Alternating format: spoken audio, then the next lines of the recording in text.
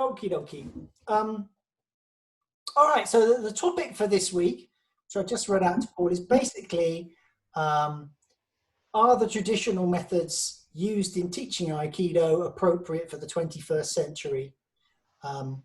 What do we like about it? What don't we like about it? What should replace it, if anything? Anything goes in this conversation. So ding, ding, round one. Would anyone like to open? Laura. Got a starting comment. So I just want to say that I'm glad you brought this issue to the discussion group, because I felt that when we had the interview with you, that this wasn't covered really, and it's like something that's quite unique that you've developed, your teaching style in your classes. And, you know, as students of you, then we can sort of like give that perspective. And it's it's both a teaching style in terms of how you actually, the words you use, the way you explain, questions that you ask, the level of involvement of the students, and it's also the way the dojo's run. So I think the Burwell Dojo is quite unusual in that it's a bit more democratically run. It does have leadership from Quentin from the top, but so much discussion is encouraged and input. It really feels more like a dialogue or a, you know, a discussion group, a bit like this forum that, you know, Quentin started here. And I think that's really productive, and we find it really helpful as students. I mean, we're opinionated, we like to talk, and it makes us feel valued, and we can contribute then, rather than if we were just students that were not allowed to have opinions, then I guess we probably would have left and formed our own dojo now. So yeah, that's my starter. Well, thank you for that. Better it came from you than from me, because who knows how it's received. I just know what I do. Just expanding on that a little bit, I don't believe personally that it's that students should be put in a position where they can't question anything that goes on the mat. So I ask my students to challenge me on anything they like, and it doesn't matter if we disagree, or I get the chance to educate them, or they get the chance to educate me. It really isn't important. The point is that they should feel free to come to ask, and not feel that it's inappropriate to ask. So that's really what Laura's talking about by way of dialogue. How did you possibly get that quotation in the video that I'm about finished with? Those are the same words that I use to describe the research and development dojo. Well, Paul, you and I have often shared thinking, so it's no great surprise. But you know, I guess maybe it's helpful if we just set down what the traditional methods of teaching Aikido are, because I don't want to misrepresent that. I think it should be a shared view, and then we've got something to discuss. Anyone want to start us off on that one, on what do you see as being the traditional values of teaching Aikido? Forging warriors. Say that again. I think that the traditional way of teaching all Japanese martial arts is repetition, repetition, repetition. You don't want to put the mind into it, because that slows down the action. When you're confronting somebody who's trying to hurt you, you don't want to think through which technique you use. It should be in your body and just fire off the reflex, which allows for pretty good training of people that are going to fighting wars with this stuff. But if I had been in one of those samurai training units, it's been 50 years since I started Aikido. I'm just starting to understand it. I go up to the daimyo and I say, I understand it finally. And he says, you're 45 years too late. The bloody war is done. It wouldn't do any good to have people like me in there.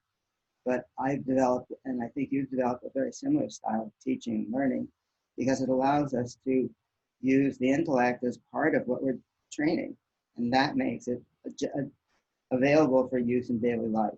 If you just learn the movements, I finally understood why many high-ranking Aikidos haven't a clue about applying in daily life.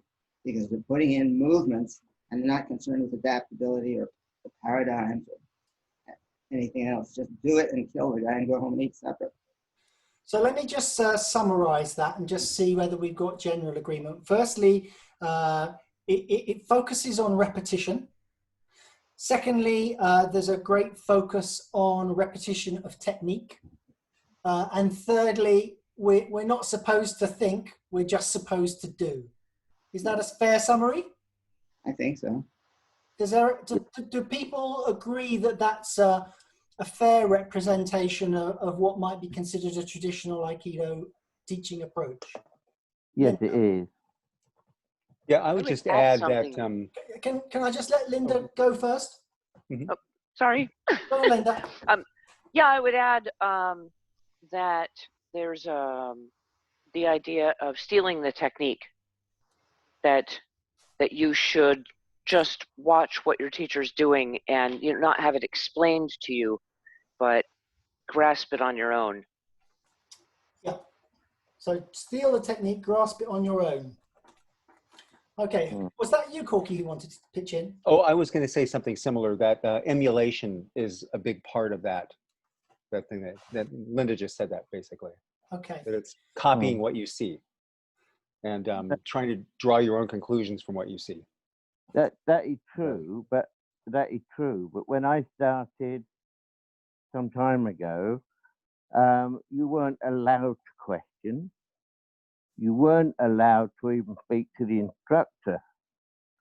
You had to go via a first dan or whatever, get permission virtually for anything you did in the dojo. And that was here in the mid-50s. It changed gradually up to about sort of late 60s, really.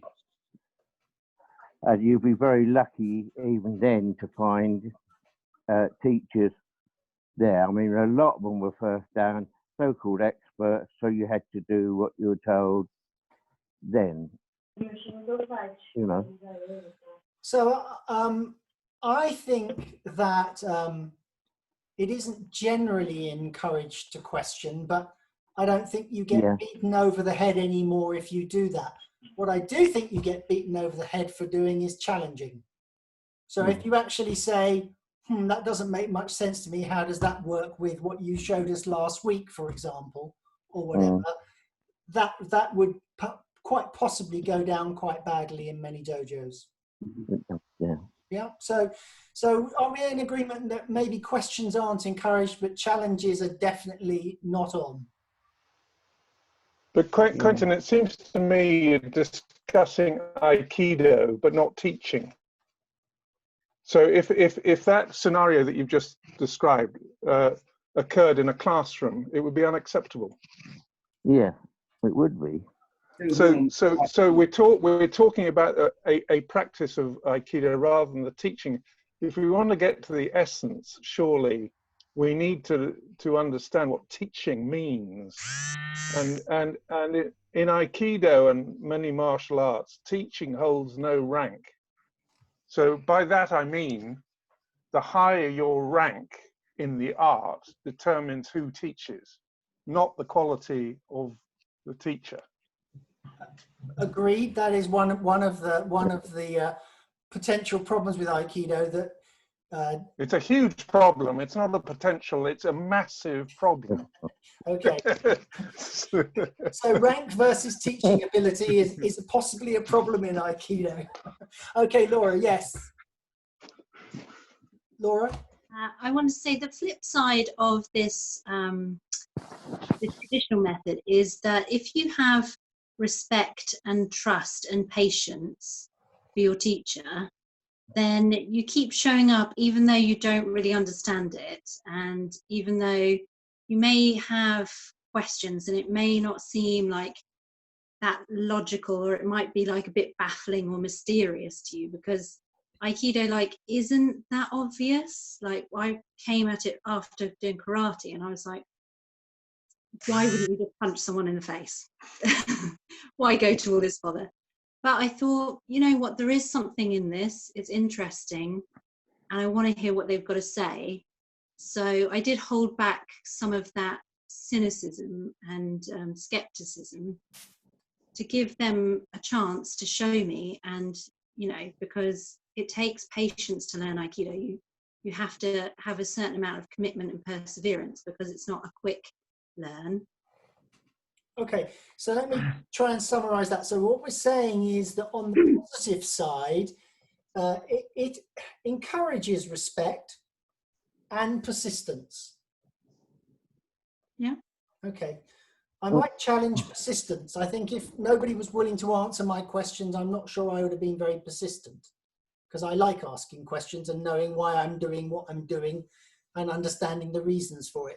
So, but others might feel differently about that. Yeah, I but suppose it's not just verbal though, is it? Like sometimes we encourage people to feel it. Sure.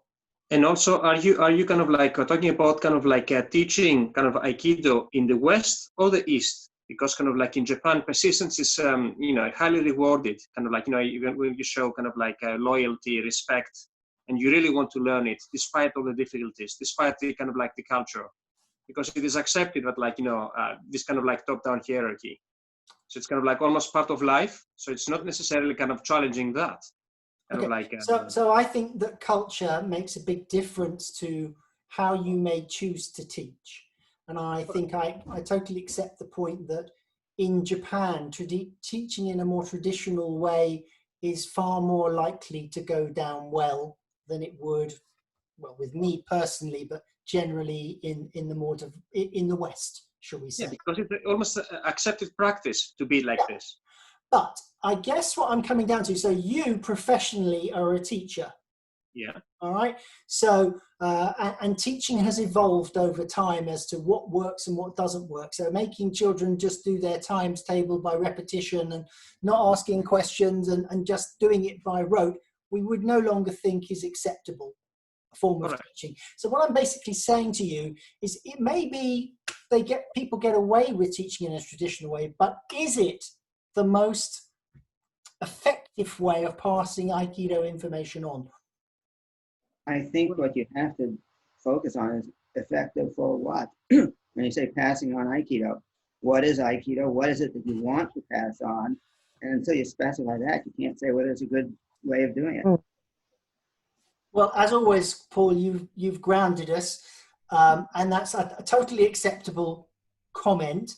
But we could spend the whole night then discussing what is Aikido, and we both know that it's different things to different people. And someone was wanting to chip in there. Sorry, no. Yeah, for me, it's a practice about taking it off the mat, but for other people, it's just a bunch of technique on the mat. Well, I agree with some people who take it off the mat and go into bars and get into fights with it. Depends what you want to do off the mat. Sure.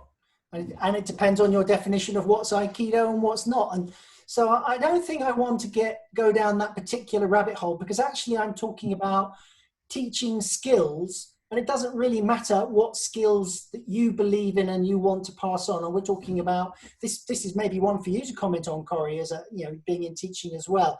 I'm talking about just the methodology of passing on information, and how perhaps in Aikido we've bypassed all the developments of education in the last, 100 or so years. Well, I'm not an expert in education per se. I'm kind of in that way teaching. I teach philosophy and say Western philosophy, analytic philosophy. And we're not trained generally as teachers, kind of like Aikido instructors generally aren't trained as teachers either. We just love what we do, and we do our best to convey, why we love what we do and to get people engaged with it. So I guess, but I have to say, just from a student's perspective, I did judo for about 20 years. And about 15 in, I started Aikido, but I was relatively old already. What was that about? I was about 44, I guess. And from my particular perspective, I've been blessed with, Corky's one of my two main teachers, along with my teacher here in Round Rock, and they both let me ask questions, and they're generous with doing their best to explain what they're doing. And I feel like I can see if I started when I was 14, maybe I would be able to steal enough techniques by the time I'm my age to do a little bit of Aikido. I don't know. But I feel like there was zero chance me starting at 44 to sort of just do rote technique practice for the next 30 years and then hope I start to learn something then. So I feel particularly, you know, and a lot of Aikido, I'm not that unique. A lot of people take up Aikido when they're, after they've done some martial arts, they're middle-aged or something. And I think it's particularly valuable for us to have teachers who will allow questions. I mean, it helps also that I'm, you know, as a philosopher, that's kind of what I tend to do professionally anyway. That's my mindset. So it, naturally, I want to understand what's going on, and it's really been a, you know, wonderful to engage with teachers like Corky and my other teacher, Brendan. So that's the second time that phrase "stealing technique" has come up, and I think my response to that is, why isn't it that the teachers aren't gifting it? Why does it have to be stolen? Corky. Quentin, I have a Can I thought just say, on that. Corky, Linda, can I just say, Sorry. Corky Oh, coming sorry. in, Yeah, he of course. just had his hand up before you. Corky, unmute. Unmute. Unmute first. You're muted. Thanks. Now we can hear you. Thank you. I was going to say that I think that sometimes this technique has to be stolen because there isn't a whole lot of understanding of what the dynamics are. I think that Sensei did something that most of its students really didn't understand. I didn't really kind of start understanding until I started reading Paul's writings. And by then I was already looking to how does this extend off the mat, because the stuff that we're doing in here is limited. You know, we're doing 20, 30 techniques. And then like Paul mentioned earlier, I think we're training our bodies to do this, but I found that to be a deterrent to actual Aikido. Okay. Because in my mind got stuck in these set ways of doing things. I agree that you can't teach, well, this may be part of what you're saying, that you can't learn a lot of technique from hearing a bunch of words or watching. It has to be felt. And I think that's part of the dynamic of good teaching, is that you use all the modalities to pass information on. So if that's what you mean by stealing, you have to feel it and eventually let it come into your body, I buy that. But I don't like that phrase stealing. I think that's part of the generosity of the teacher, that they're making sure that all their students get to feel it. Not just maybe, you know, their star student and then they watch from afar, which I have seen happen. Nick. Well, can I add to this? But like, you know, because when you talked about effectiveness in Aikido, you would mean perhaps effectiveness into bringing understanding to the larger amount kind of like of people. Because not always effective teaching would be able, for example, to reach kind of like, or at least what we consider effective teaching or modern ways of pedagogy into kind of like, and be effective in the way that you are transmitting knowledge. So as people, for example, have to feel it, to have to hear it, you know, kind of be analyzed. Sometimes you have to step outside of your own boundaries to realize that, like, you know, what I know best may not perhaps be the best way of transmitting something to the student. Obviously, it is a prerequisite that you need to understand what is Aikido, kind of what is its scope, kind of like what its philosophical extensions, and how you use it. You're taking, again, I don't want to get diverted tonight as to, you know, what we believe Aikido is. No, I'm talking about how can you be kind of like effective, or at least what effectiveness is in transmitting the knowledge. Yes, well, that's modern what we're here to methods, you discuss. can use traditional methods, whatever works. Yeah, and I think the thing is you have to change the modality depending on the student. Correct. Yeah. That's what I was Finn, say. do you want to kick in? Finn next, and then sorry, we'll yeah, I'm just going. I think maybe we should acknowledge that this idea of teaching and students is maybe a Western or a modern take on it. It's possibly it's more sort of sensei student relationship, which is more about somebody walking the path before you, so not necessarily teaching and a knowledge structure, but more just sharing a practice. So I've enjoyed my Aikido practice, but I've never been part of a club where it was about learning a syllabus. And I've often wondered what it would have been like. I think I would have learned faster, but not necessarily, it would have been a different experience. Again, I think whatever you're teaching, you've gone before your students. So I don't think it matters what it is you're teaching or the emphasis you put on it. It's how do you do it? It comes back to really what Hugh was saying earlier. There is a difference between being a great practitioner and being a great teacher. And the link between those two maybe has not been strongly made in Aikido in the past. Joanna, did you have something to say? Do you want to unmute yourself? Hi everyone. I don't know if this is related to everything that all of you were talking about, but I was thinking that probably I think I'm here the most that have my time of teaching is short than every one of you, but I think I'm a little closer to being only a student, in that place that one of my senses I could ask everything, any doubts, any questions that I had. The other one I couldn't ask this too much, but just thinking about for us to remember a little backwards when we were students, and by the time we were doing this repetition of the techniques and the movement, when was the time that our body started to talk to us about, okay, what am I feeling this? Is this making sense to me? Is this not making sense? It's my body asking questions, not my mind.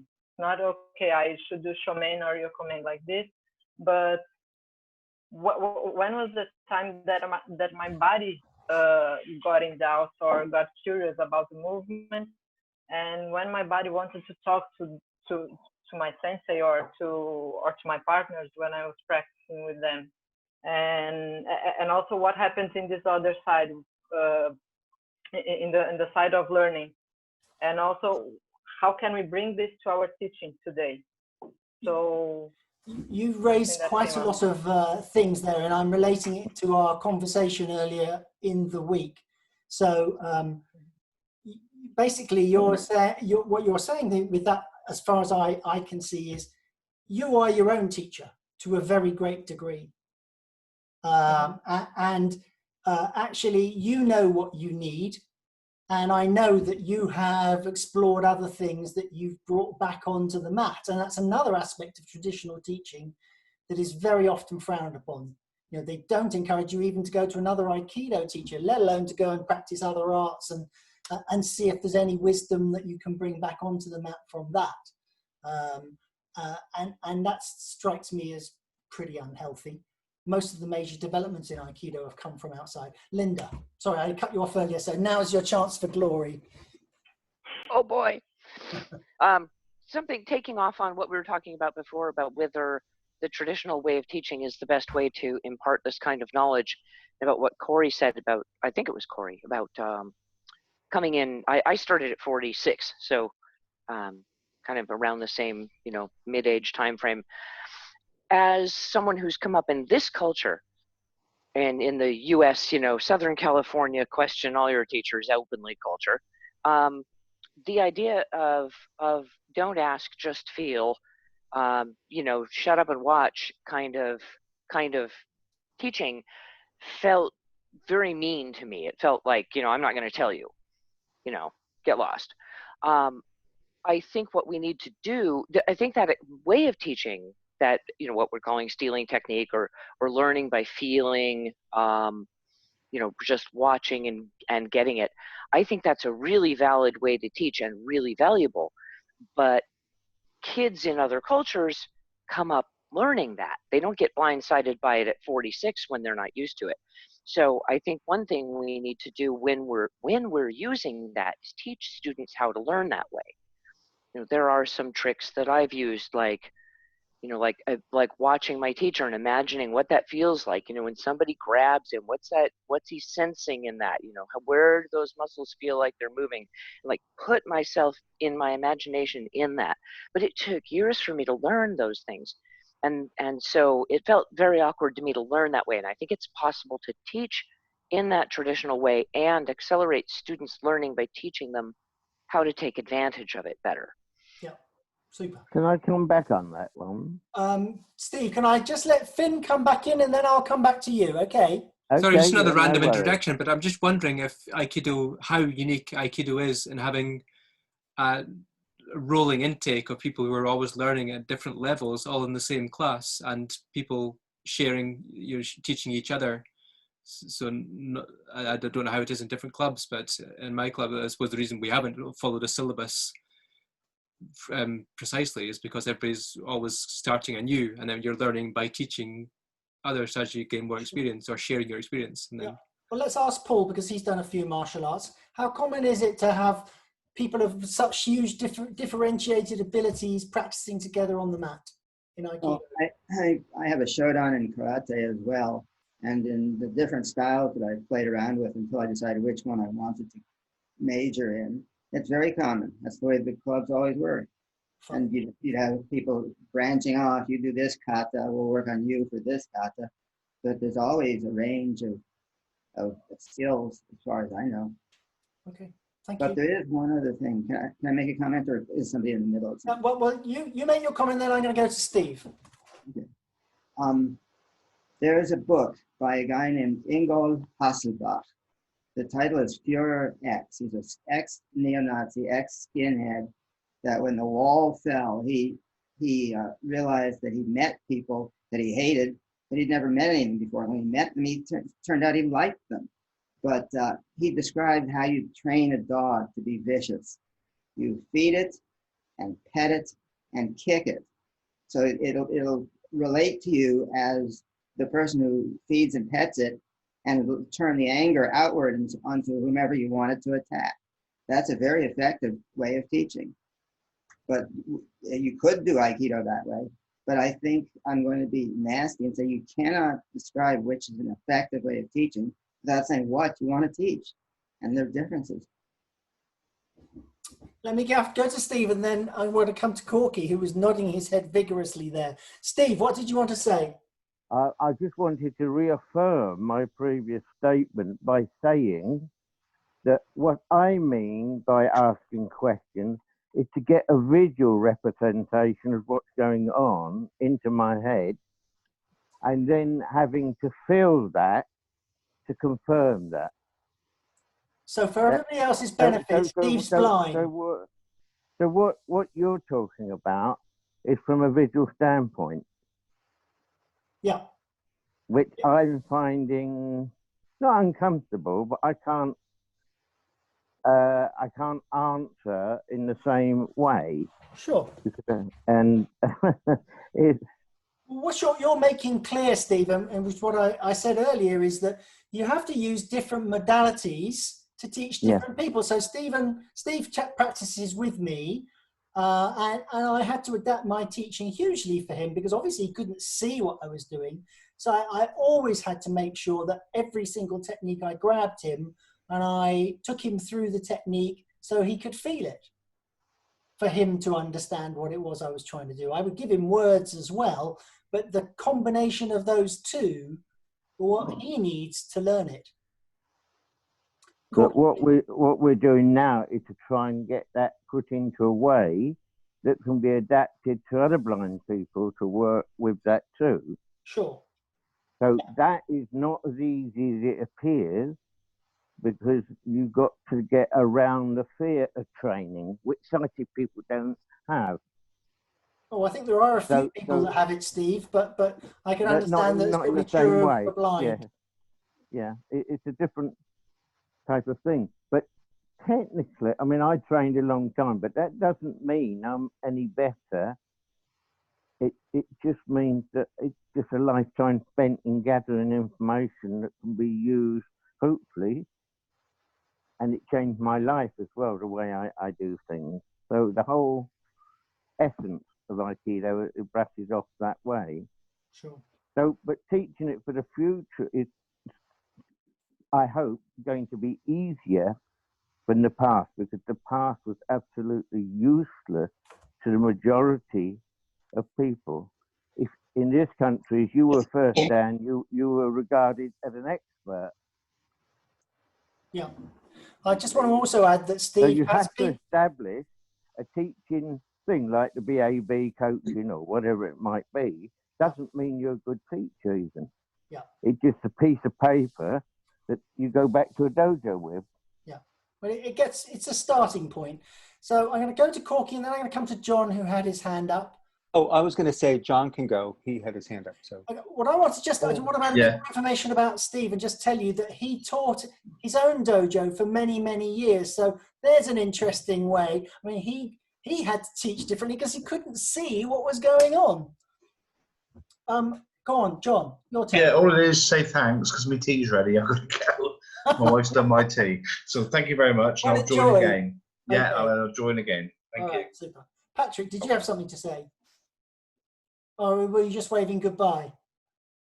You were just waving goodbye, weren't you? Hold on, I will say a couple things. Can you hear me? Yes, I can. Yeah.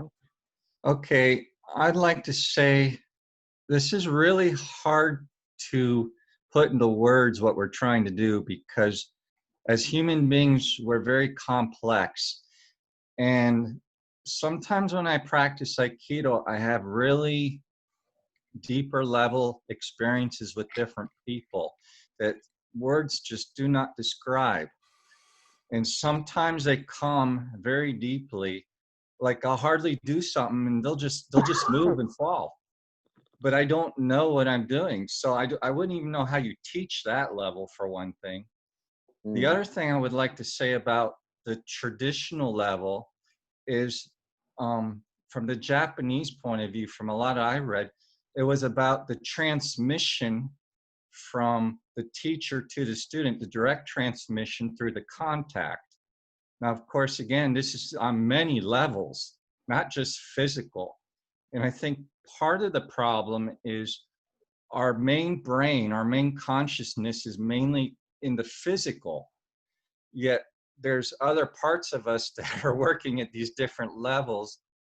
And just to wrap this up, I often find when I get out of that conscious level of I get out of my way is what I'm trying to say, really interesting things happen that I cannot put into words, that I wouldn't even know how to teach. And I think for a lot of us here, those are the more interesting things about Aikido than you might get just with the physical side of it, and that's it. And that's all I wanted to say. Okay, well, I could chip in with a response to that, but anybody else want to say anything before I do? Okay, well, I'm going to say that I think one of the problems is one of the things that we talked about at the beginning, which is that if you get lost in teaching in the realm of technique, you may get better, but you might not know why you're getting better. One of the things that I do, this is my method. I teach principle. That's all I teach. I only teach principle. I just happen to use technique as a vehicle to carry the principle that I want to show on that particular night, or principles that I'm showing on that particular night. So I'm always saying this is about centering, or it's about being grounded, or it's about being focused, or whatever it is I'm particularly blathering on about that particular evening. So people associate the principle with the physical experience, and the shape of the technique becomes more of an irrelevance. Right? I mean, there's a reason why you have to do it one particular way as opposed to another very often. It won't work necessarily if you don't perform the sequence of moves in a vaguely sensible way. But that's one way that you can shortcut this idea of you suddenly experience and think, well, what the hell was that? If you've been told all along, well, this is what that is, then you begin to make the label association a little bit more easy. Corky, any thoughts? I thought you might. Yeah, I was going to say that the thing that we keep kind of brushing to the side is purpose. And I know that it's one of those things that we kind of like, well, what is the purpose of Aikido? But we all have a purpose for studying it. And I think that ultimately, in some regards, self-defense comes into it, because none of us come into Aikido the way we come into tango dancing, for instance. There's a purpose for Aikido, and a purpose defined by a sensei. And for me, the purpose is non-violent conflict resolution. So the idea that we're practicing hours and hours and hours and hours every week for this 3 seconds in our life when someone's going to throw a haymaker at us is kind of silly. But if we use the physical practice to teach us about ourselves, then we start learning how we react under pressure. And then we can transform that, how we act under pressure in a physical sense, to how we operate under pressure in an emotional sense in our day-to-day lives. When we're taking all these things like a grab to the wrist, things that we hear in the news, things that our friends say to us, things that we interact with our coworkers or people that we get into conflicts with, how do we view that? How do we step into that mindset in which we are about resolving this conflict rather than getting our way? And so for me, I've completely abandoned technique-based practice almost 2 decades ago, because I found that it was ineffective in those kind of things. I had the unique experience of being attacked in the dojo by someone who didn't know Aikido but knew how to fight. And even though I politely had my arm out and saying, please grab my wrist, I'll show you something, he said, well, I'll grab your throat. So this is after 18 years of practice. And I suddenly realized I knew many techniques that I'd practiced hundreds and hundreds of times, and none of them worked, you know, when push came to shove. And so I had to sit back after 18 years and go, whatever I was doing didn't work. And this kind of mirrored the experience that I read Kanshu Tsunedamari in Japan mentioned, that he'd, you know, practiced with O-sensei and then gone down and opened his dojo in the south of Japan where no one had heard of Aikido. And they would come in and say, okay, well, what are you doing? Let me see what you got. And he said, soon he realized his technique training didn't prepare him for this. So he started looking at the words of O-sensei. And I think that's where we're talking about purpose, because we all were drawn to Aikido because of some other aspect than I can beat this person up with this. You know, someone attacks me, they'll get what's coming to them. I think there are a lot, you know, more effective ways of doing that than Aikido. So when we think about our purpose for coming into this art, this is why Paul's work has always been so interesting to me, because it's then starting to look at the way the brain reacts under stress. And that to me has been the focus of my work. Instead of doing technique, I wanted to look at how is my brain processing this instantaneous feeling of threat, and how am I able to transcend that so that I can have Aiki be my response rather than defense, which is resistant and against Aikido. There's a lot of sympathy in this room for your purpose and for everything you've just said. You know, I'm 100% on board with what you're saying. I just think that tonight I don't want to get distracted by purpose. I want to talk about teaching methodology, because I don't think good teaching has got too much to do with what your purpose is. Actually, it might change what you actually do when you're teaching, but it doesn't change what good teaching is all about. So I want to go to Finn next, and then Laura. Finn. Just thinking, maybe it's an urban myth, everybody's got their own stories, but the person who gets attacked with a knife on the street disarms their assailant and then hands the knife back. And the idea is with the Aikido as a practice, but are we learning something that is real, or are we learning to pretend? And I mean, I tend to the pretend, but I often get picked up on it in my classes, so I appreciate that. I don't think that's a defect in the teaching. It's more about my learning style. But also just thinking about the how traditional, whether we've broken with tradition of honoring O-sensei. We bow to O-sensei at the beginning of class, but in none of my dojos have we been sort of indoctrinated or studied O-sensei's teachings other than through the practice of living Aikido. It's interesting that the almost sort of mystical texts of O-sensei's writings that we're not actually shown. True. You have to discover for yourself. True. Laura? I think there is a strong link between purpose and methodology. Fantastic. Tell us about it. So, I mean, Paul often says, what is the teaching for? And I think if you intend to just indoctrinate students and transmit knowledge like propaganda, then your teaching methodology is quite different because your purpose is quite different. And maybe a traditional way of thinking about students is that they're a tabula rasa, a blank slate, or an empty cup, and the teacher is just pouring knowledge into that cup like water from a jug. And, you know, and then those students will become like copies of the teacher. But maybe we don't want to do that. And so I was going to bring up this, I don't know if you can see that because it might be like mirrored. Yes. But there's this famous educator called Paulo Freire, and this book is called Education for Critical Consciousness. And he's also written essays called Education for Liberation, or Pedagogy of the Oppressed. And it says here, it takes the life situation of the learner as its starting point, and the raising of consciousness and the overcoming of obstacles as its goals.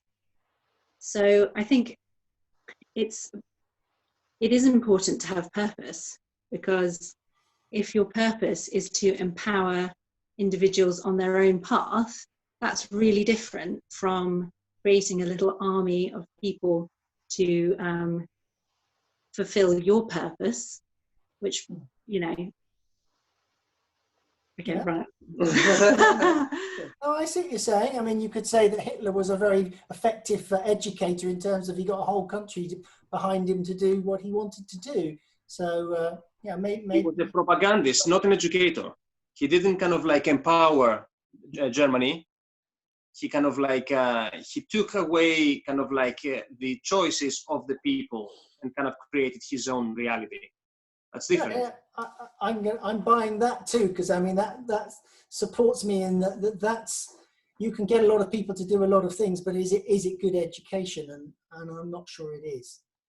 Hi, Jamie. Do you want to throw in a penneth or two on what you think are key values of good education on the mat?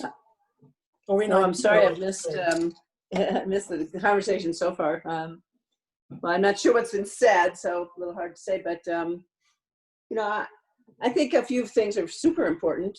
One is respect. I think we have to have respect, real mutual respect for each other. And, you know, just because someone's a student doesn't mean that they're not, you know, a co-equal human being. So I think that's extremely important.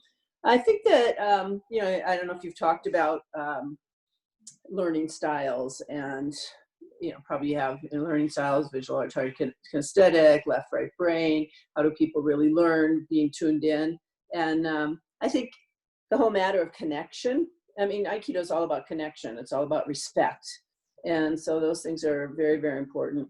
I think we also have to really, I mean, I remember when I started my dojo, oh my God, I was 25, and I always say it was like multiplying 0 by 0 in the beginning for like a year, because nobody knew anything. And, you know, it was this women's school, and I didn't have any senior students around to help and be examples. And, you know, it was just like, I try to explain, you know, you have to demonstrate with someone, and they didn't know what to do. And so then I'd be the uke, but then they didn't know what to do. It was just like, oh my God. So I learned so much by teaching, particularly by teaching sort of from literally the ground up. And I mean, I just really had to examine every little thing I did and figure out how to convey that. I think we have to be really good communicators. I think that is huge in teaching. And sometimes that's through words, sometimes that's not. You know, I think we also have to, you know, look at what's worked for us in our learning process, and with our teachers and varying teachers who seem to work for us or who we admire, and see what we can take from them, and but incorporate it in, because we have to be ourselves in our own teaching. We have to be in with the people we're with and where we are. Every situation's different, and so, you know, a lot of things. But I think that one of the probably the biggest thing I'd want to say is that it kills me to see that someone gets good at Aikido or golf or whatever it is, but let's take Aikido. You're good at Aikido and you open a dojo, you know, and it's like, you don't necessarily know how to teach. You don't necessarily know how to be a business person. So I think we have to also study those things and pay a lot of attention to develop our own, to develop ourselves as teachers. Yeah.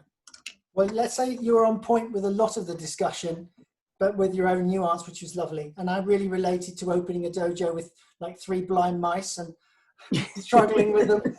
Did you have something to say? I'm just wondering if I've been uniquely lucky in always having generous teachers. I think not, but perhaps. But traditionally, teachers, get angry, get cross, discipline their students. I just wondered whether we've now whether that's the thing that's again is more special to Aikido or. I've seen good and bad practice. No one that I saw the bad practice with did I bother to go back for, but I've certainly seen it, and some of them have got very big followings. Yeah. So I wanted to. Someone was talking about the teacher-student. Well, for me, a good teacher is a student. They never lose the student hat, and I think that's another key skill. And it's one of the reasons why I'm always asking people to question me, because it's one way whether I find out whether I know something or don't know something and where I need to develop. So having that sort of inquiring mind and not thinking you know it all, I think is probably a useful trait. Okay, and so what else would anybody like to add? Okay, let's... I have a story. First. Can I go to Joanna first? She just picked you with a hand up there. Sorry. Actually, it's kind of more a question. I don't know about this tradition Aikido from, I don't know, 20, 30 years ago.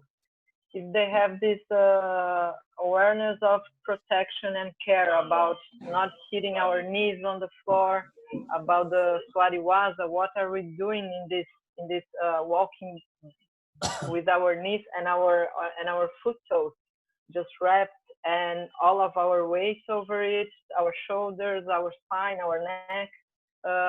How was like a long time ago? So this except you couldn't ask anything and you have to respect, and then you need to learn in silence.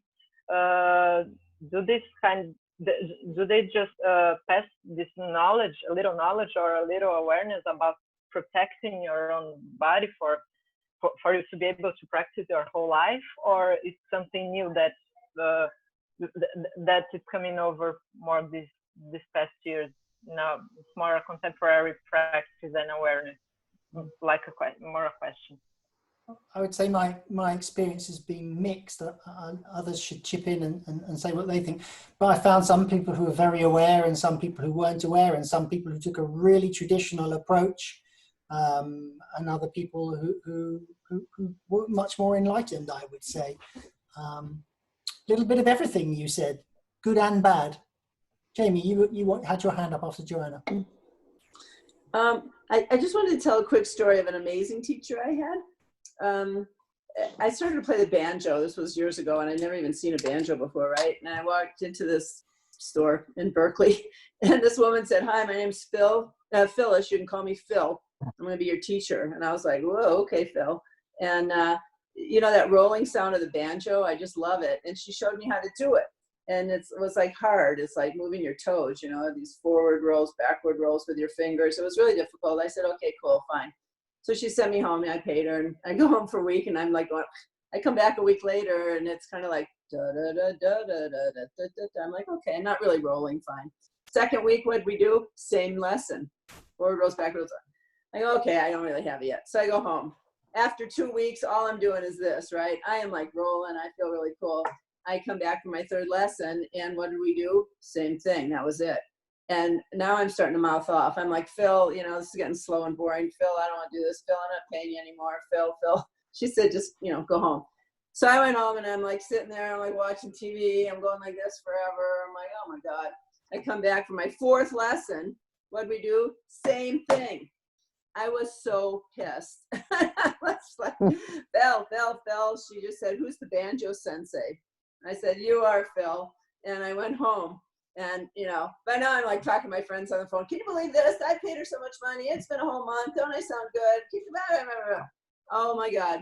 And so I came back from my 5th lesson. It's like a month, right? Finally, she shows me some fingering up here to make a song. In 10 minutes, I whip off this like beautiful Cripple Creek, you know, and you have to like read this tablature, do this and this, like you're doing all these things. She made me do this for a damn month, you know, and I was like, oh, this is so slow, blah, blah, blah.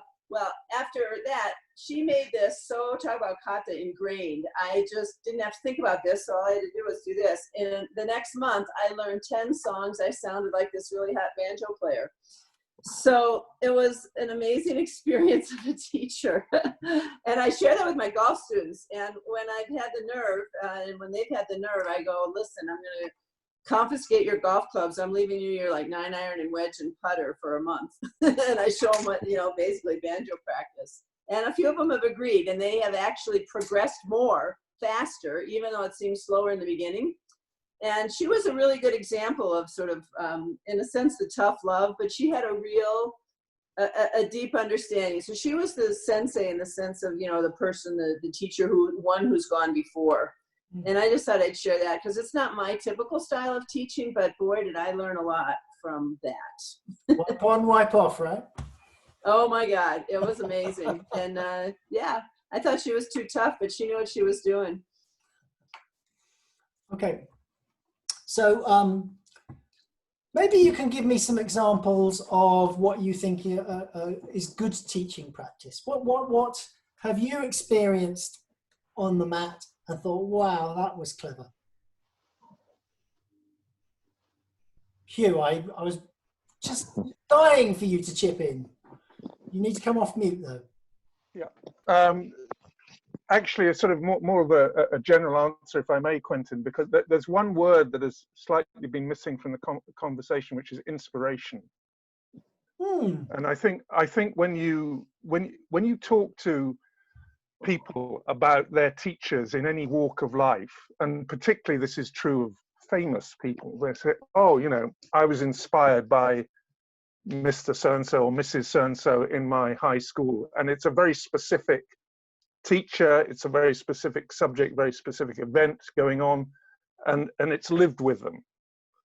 And it's a story I've experienced myself, but it's a story I hear a lot in Aikido, particularly for people who've practiced for a bit. There's a magical moment. Sometimes you can't define it. Maybe it's like you're thrown halfway across the dojo and you without knowing what's going on, and you've landed and you've got up and said, how did I get over here? That's magic. And I think that, I'm sure many of the people listening tonight will have had that feeling. So I think it's inspiration, and there's a magical moment somewhere in there. That would be my contribution on that subject. Very valuable contribution, but you now have to share what your inspirational moment was. Well,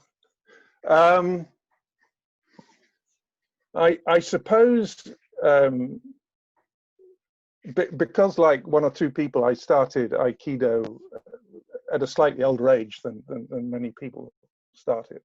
I would have to tell you a story based on youthful arrogance, I suppose, which happened off the mat. And it was because I'd been studying the background history to martial arts in many fields.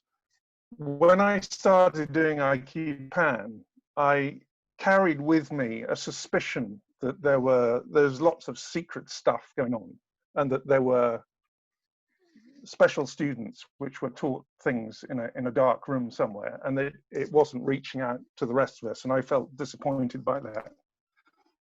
Unfortunately, due to my youthful arrogance, I actually challenged a teacher on this subject very directly in front of quite a few people. And it so happened that man was Tohei Sensei. And of course, I'm very embarrassed to actually even repeat the story. But it wasn't so much my stupidity and arrogance, but it was the remarkable answer that I got. And he kind of scolded me immediately with a smile on his face. He said, no, that's not the case. We will make a judgment of your character. All we want, we'll give you everything that we possibly can, but all that we ask is take it with you wherever you go and spread the word. We will open up, we will give you everything, we will not hold anything back. But it's true, we won't do it with everybody. And that was inspiration. Beautiful. Who else would like to share? Ian, you've not chipped in. Would you like to? Well, thing is, I can't imagine things, or at least not in the way that most people can, so I'm a bit awkward to teach. And my teacher found a way around this because I'm a musician. He got me to sing and to move with, because of course I've got an advantage that I breathe properly, because if you're a singer you have to. And so that was very useful to me. I was impressed by that because my background is NLP and accelerated learning, and I think it's something that would help a lot of teachers, because you mentioned it earlier, certainly about modalities, and you cannot teach everyone the same. You just simply can't. And what I find, well, I've learned more in my life certainly from bad teachers than good ones, or bad examples, and quite honestly, most martial art teachers aren't very good. I mean, there's a few who are, and luckily I've met a couple, but you just have to teach somebody how he takes it and not how you want to teach it. Well, you were quiet for much of this session, but it was a valuable contribution when you came in. Thank you. Okay, someone else, moment of inspiration, please. Or I'll share mine. You don't want to hear that. Well, I guess a few thoughts. I mean, it's a little, I have Corky in the meeting with a bit, but he's exceptionally good in various ways, I think I found for me, partly because of my maybe over-intellectualization. He's very good at elucidating principles as well as providing. So he's got sort of a whole theoretical scheme, which seems rare in my experience, that he can explain, elucidate very well, but also he's got nice let's say, I don't know how to characterize them exactly, but heuristics for getting the right sort of intention to connect in a certain kind of way that we are after in Aikido. At least some, a lot of us are after in Aikido. So I still struggle with it all the time, but he's nice enough to explain to me why I'm struggling. Doesn't always help me transcend the struggle. But say things like, imagine you're suspicious somebody's at the door, and but then you realize they're your friend, and these kinds of ways of getting one's mind into a better frame for connecting in the right way. So just say, I think I certainly, I've been to not a million dojos, but I've been to several, and I have not experienced that kind of thing, nearly as much, except when I have the good fortune to practice with Corky. So is there inspiration in that? The inspiration for me comes from the feeling you get with an Aikido interaction. It's just amazing to me. Like when I grab Corky and I find myself, I try to give him some attack energy. I find myself, I'm kind of a pleasant, non-fearful roller coaster ride. I'm on the mat. I'm not angry. I haven't had pain inflicted on me. Feels great. And that's kind of how I would like my Aikido to be. This in a way it may connect to this, what are we after issue in doing Aikido, which I know you don't want to go there too much, but I did judo for a long time, and I still occasionally will go back. And I just sort of felt like there's a million mechanical sequences for techniques that are more or less effective for throwing somebody to the ground. And it's just not that interesting to me. It doesn't inspire me. Whereas feeling a good Aikidoist, it's just an amazing feeling to me. That's kind of why I continue to do it. It's not even so much, I'm really not it. I don't fear being attacked. I doubt I will ever be attacked physically. Maybe as I get older, I have a higher likelihood, I don't know. But it's just more, it's an amazing experience to me. And it's helped me carry, I'll say one more thing. My Aikido off the mat, largely through Gorky's teaching, I have to say, has transformed the way I interact with people. Even in philosophical arguments, you know, reading philosophical, we have reading groups and stuff. I found there's an Aikido way of engaging in a discussion that can be very disarming when somebody, well, you know, they want to attack your point. It's sort of traditional, well, you said this, and I'm going to attack you. But there's a way of saying, yeah, you've got a good point. So you're saying this, and yeah, you're right. Here's what I think I should say, or whatever. So it's helped me in all sorts of ways in engaging people as well. Fantastic. You should be proud, Corky. Okay. Steve, are you still there? Yeah. Okay. Long history on the mat. Who's inspired you? You can ignore me. Anybody else but me. Well, I got a long list, but I'll go for the latest, and that is the dojo I'm now training and the people in it that inspire me more than all the others put together. Oh, that's lovely. Thank you. Because we teach Aikido, not what somebody else thinks is Aikido. I mean, I've been to courses, spent the same money as everybody else, and left on the mat doing nothing for a weekend or a week. And to me, I would normally not be there, but because I wanted to learn, so I'm still about. And you know that. But it most inspired me are the people, not necessarily Japanese teachers, but there's one I did like, and that was Tamura. He had time to talk after training and go through things with that, but he's the only instructor that would. He'd take you through and discuss the non-technical way of doing a technique, meaning the deeper way, the more meaningful way of doing things. Yeah.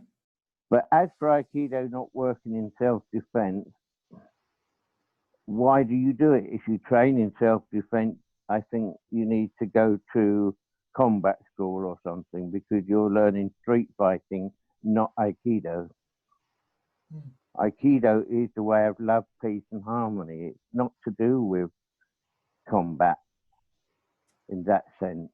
Yeah, I think you'll find a lot of sympathy for that view in this room. Paul? I think it has to be involved with combat. When I'm okay, I know what I'm trying to hurt the guy. Not that I would, but that's what gets at the cutting edge, so to speak, and gives them something to practice. If you can't feel respect and kindness for somebody who's trying to hurt you, then you haven't learned anything. I I get where think. you're coming from. Now tell us who inspired you, Paul. Nobody. I was the dojo outcast for 10 years because I couldn't understand anything they said, and they weren't willing to translate it for me. So I had to put together the way I've learned myself. Otherwise, I couldn't have done anything. Corky, who inspired you?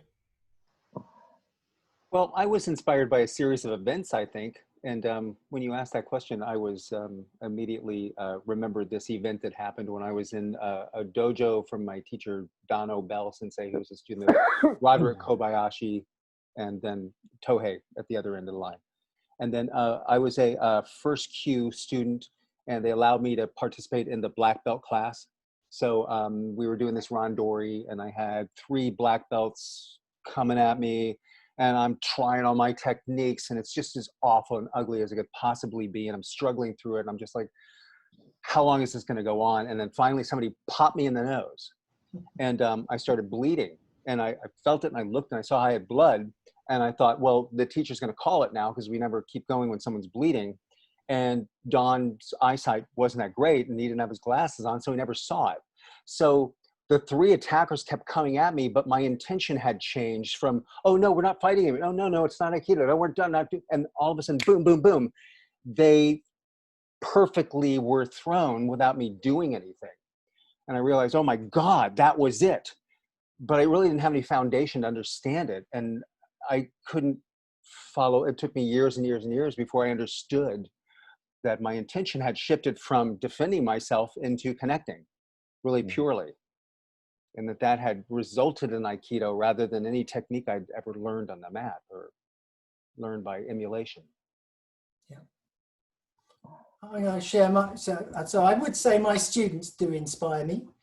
And certainly someone like Paul, you've provided inspiration on my journey. But the one that sprang to mind when we mentioned this was I was in a stage where we were sort of thinking of joining Maruyama Sensei, who was the president of the Ki Society and then set his own organization up, Yuishinkai International. And we were being encouraged to join. I'm not very good at being encouraged, really. I like to make my own decisions. But anyway, we went to the Aikido course, which was very nice. It wasn't amazing, but it was very nice. And then we went to the pub afterwards, and he was sat on the table with all the senior greys by the guy who had invited him, made sure he was surrounded by the great and the good. I wasn't one of the great and the good, I have to tell you. So I was sitting elsewhere in the room.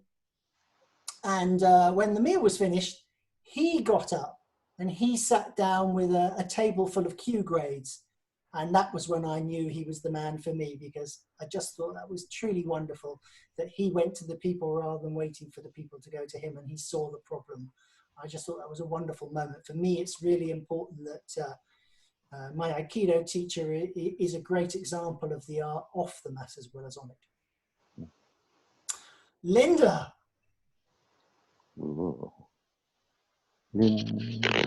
I have a real quick, easy one that was right, thankfully, at the beginning of my training. So it's been an inspiration to me for a long time. This was maybe 3 or 4 weeks into my training. We were doing Kokyudosa at the end of class. And it's never too late to be young and arrogant. So even at 46, I by God, like, I'm not going to move. I'm not going to go for this woo-woo Aikido BS, like, you're going to make me. And whoosh, over I went. And so it wasn't a big dramatic fall and how did I get to the other side of the dojo, but I did it again. I was like, okay, now wait. Now I'm going to really, this time I wasn't paying attention. This time I'm really going to get him. And off I went.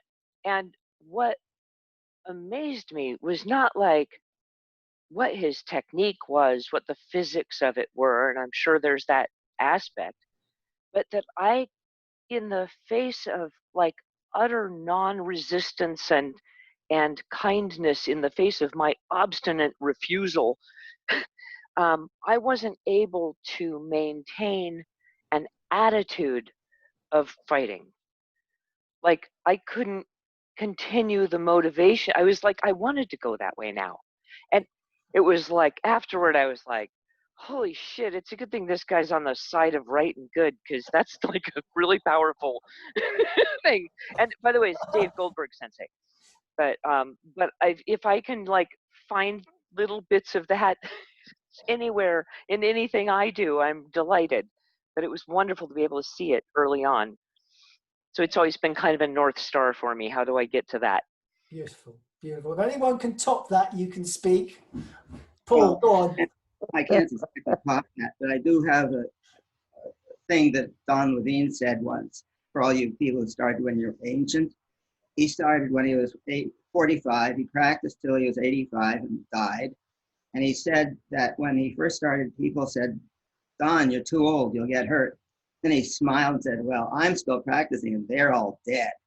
And Corey, I'd love to get in touch with you. Is Corey Jewell still here? Is he still on? Anyway, Corey, I'd like to get in touch with you my BA thesis, my bachelor's thesis, called Language, Truth, and Illogic. And I'm still using this stuff in my Aikido, very, very literally. Fantastic. I've been hoping I would get to meet you sometime, and when this pandemic lets us, I certainly hope to maybe touch you on a mat somewhere. That would be Corey, either put your email in the chat or message me afterwards and give it me, and I will put you in touch with Paul. Thank you. Thank you very much. Thank you very much. By the way, can I say one more thing to Paul? I believe my other teacher, my local teacher, Brendan Hussey, has contacted you. He has Parkinson's, and he's been practicing with us and learning how to adjust, and he appreciates I was contacted by some sensei with Parkinson's, but I don't remember his name. It may be my teacher, Brendan Hussey, yeah. So anyway. Hello, and I'd be glad to talk with him too and share things. Okay, Jamie, yes. Yeah. I just think that, you know, I'm inspired all the time, you know, and I've been inspired by a lot of different teachers and a lot of different people. I get inspired all the time. And I think that inspiration, you know, in a sense, it lies within us. I mean, it's something within us that gets touched. So, you know, our mind, our heart, our creativity, our spirit, something gets touched from someone, some story, something, some feeling out there. And, you know, so we get inspired from inside, which isn't to take away at all from others and, you know, what all the things that happen. But, you know, I think if we, you know, just are really aware that it's what gets touched inside of us that gets inspired.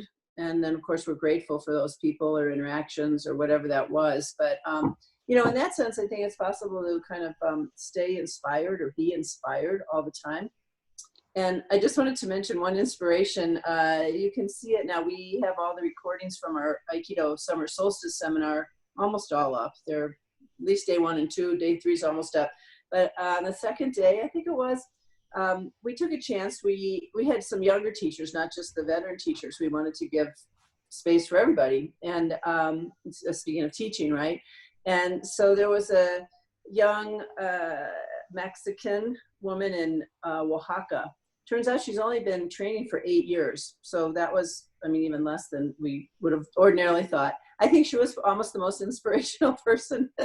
And what she did was she had a chair. She asked you to bring a chair and a hoodie sweatshirt. Virtual class, okay? So here we are. How many people have been teaching online? And, you know, we're all like solo practice and fantamukes and nages and, you know, 1,000 ways that we're trying to do a nikyo on a jo and whatever. People are being creative. That's great. So what she did was to have you set the hoodie over the back of the chair, and the hoodie part was the head. So you actually had a head and you had sleeves. So you had arms and hands. She went through all the names of the techniques and demonstrated Aidori and Katate Dori and run around and do Ushiros and Shomens and all of that. So that was great. But then you grabbed the sleeve and you actually had a hand. And then she did an Aidori and she did Ikkyo. And she did Ikkyo from standing, and then she did Ikkyo Swariwaza. Well, not only did we actually have the hand, and we could see where our hand goes on the elbow and the sleeve, and, you know, we pulled this and did some skis, and it was like fantastic. But then when she started to actually throw the chair, she took the chair all the way down to the ground, and it was totally connected. She did Swariwaza, Ikkyo, Tenkan, and the chair is going like this and whipping around. It was fantastic. It was genius. And here she's been training for 8 years, teaching a little, kids class or something in Oaxaca. She was a little nervous about her English. And I highly recommend that you watch hers. You can go to YouTube's Aikido Solstice Seminar. I think you'll find, her name was Atsiri Servan. But there were so many inspirational classes. And I think when we get something new or something creative or something's touched in us, that there's inspiration there. So I just wanted to mention that because, you know, I could say whatever, Duran Sensei, Saotomi Sensei, but I could say all my senseis, but honest to gosh, it's everywhere, inspiration. I think you've touched on another really important point. As a good teacher, you have to dare to be different and to be authentic to yourself too. Okay, final comments. Jamie, what was the lady's name that you recommend? I'll write it in the chat so you get it. Okay. She even pinned. She pinned the sleeve and and the uke, the chair, and it was just fantastic. So I'll write it in the chat. Her name. Finn. It was remarkably graceful watching her. You'd think, oh, that would be really awkward. She was facing the back of the chair with the sweatshirt over, like putting it, wearing it, and remarkably realistic and graceful to watch, just like an ordinary wooden dining room chair kind of chair. But definitely watch that just as inspiration for creative teaching. It was really cool. Okay. Yeah. So I'm just writing in the chat where to go, and you can find them all on YouTube. They're almost all up, but keep going, and you'll see a lot of great inspirational classes and Jamie, teachers. where are they on YouTube? I just try, if you can Google Aikido Solstice Seminar, I believe that they should pop up, and you'll see them. Great, thank you. Over to you, buddy. For me, it's that, and the moment is that moment that recurs about 3/4 of the way through most good Aikido sessions, where I'm sort of brought back to myself, and that centeredness and all the hesitancy and worry and everything fades away from the week, and that lasts just along to the next class. That's what provides your inspiration. Yeah, and it's happening now. So thank you very much for everything you've done, and for Jamie as well for everything. That just reminder that inspiration is like breath; it needs to be regular. Otherwise, you can't sort of savor that one breath. You need to keep breathing, and that's a continued process. Well, genuinely, I found this series of topics and things that we've covered inspirational, and really I go back into the house thinking, wow, that was exciting. So I really do thank you all for your contributions. I thought tonight was great.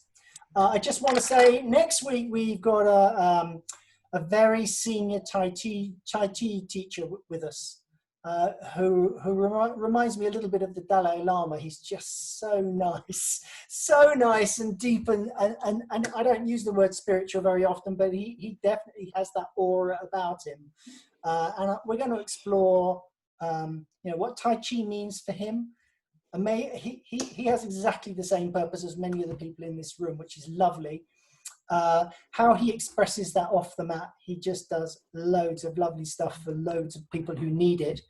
And he's going to take us through some exercises as well. I think it'll be a really special session, so I want to encourage you to be there. Just one more, I'll just finish. And just to let you know, I'm in touch with Mary Heine. I'm in discussions with her at some point. I'll put a date up.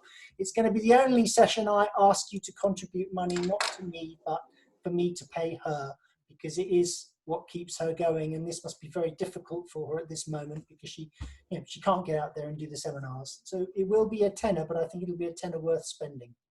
Paul. I don't believe I've ever used the word inspiration. I'm not sure quite how to define it, but I realized whatever it is, it must be what I feel when I'm with you, because I feel welcome. Well, you are very welcome, as you all are, actually. You make this very special. And I just love the fact that we're Hugh, come on. Just a quick one, which is sort of, again, slightly inspired by what Jamie was saying just now. And that is, we're talking about teaching. And I think what is looking at the state of Aikido generally, which is what we've discussed before, and numbers and stuff like these are really important issues. But just from the story Jamie was talking about, opens up in my mind something I've been thinking about, which is basically mentorship. So how do you help younger people coming through? If they're good at Aikido, to teach better. If they're naturally good teachers, how do you get their Aikido better to make it a rounded thing, and to make space upstairs where, frankly speaking, in many countries, it's very older male dominated, to put it that way. And so I'm a big believer in bringing more women into teaching and various other things. But this mentorship thing, I think, is important, of allowing people space to have a go at explaining things on the mat and helping them with it, to teach better or if they're already very good at teaching, but maybe not so good at the Aikido, to help them get better at Aikido. Yeah, I agree. That's it. A better balance would be very healthy. Very healthy. Laura, are you going to close our session for us? Lots of inspiration from you and Nick and from many people, but I wanted to say that when I practice with Steve, you know, just attacking with all my intention, and then he can do the technique sensing where I am and when I am coming, and to react and do a technique. It's like magic. And so I think that's really inspiring. I agree. I agree. That's a perfect way to finish, I think. So thank you so much. I look forward to maybe seeing you next week. I don't think you'll be disappointed if you can make it. And so bye-bye. Lovely to see you, Corky, here tonight, and you, Corey. Feel free to revisit. Bye. Thank you, Quentin. Bye, Thank Paul. you, everybody. Cheers. Bye. Bye, everybody. Patrick. Bye, Corey. Bye, Linda. Everybody.